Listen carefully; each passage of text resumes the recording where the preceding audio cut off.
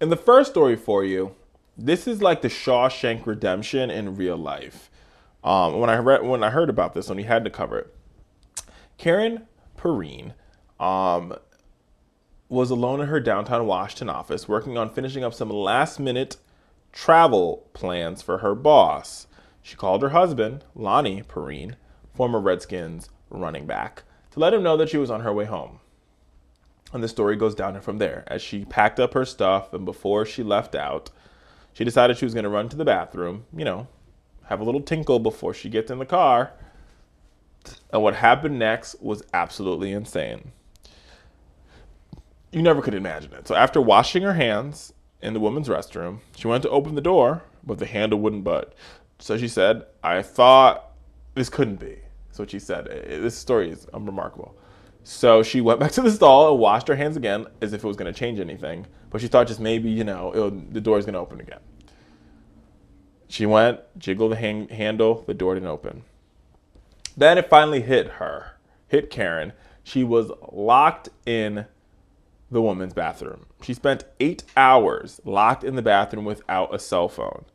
She said she couldn't believe it. I wouldn't believe it either, just being locked in the bathroom for 18 hours. She said she began to cry, recounting the hours she spent inside. She felt hopeless, as I would imagine you would. And then she's like, all right, now I'm going to try to save myself. So the first thing she did, she tried to kick the door down, didn't work with her boot. She tried everything. None of that worked. So then she said she started taking paper towels and thrusting them under the door, hoping that somebody would be monitoring the surveillance cameras above in the hallway and seeing what's going down in the hall, coming from the bathroom, and sort of go and take a look. That didn't work either. So she put about 200 towels out there, and after those two things didn't work, she said, well, maybe I can crawl through the roof. So she climbed on a chair and reached to the escape door in the ceiling. But unfortunately, she couldn't hoist herself up. But she found, which is what made the story the Shawshank Redemption part, she found a 3-foot long rod and used that rod as a tool for her escape. She went and she began to chisel with the rod through the drywall, the insulation, and the other set of drywall on the wall close to the door, hoping to create a hole where she could reach her hand in, reach around and pull the knob.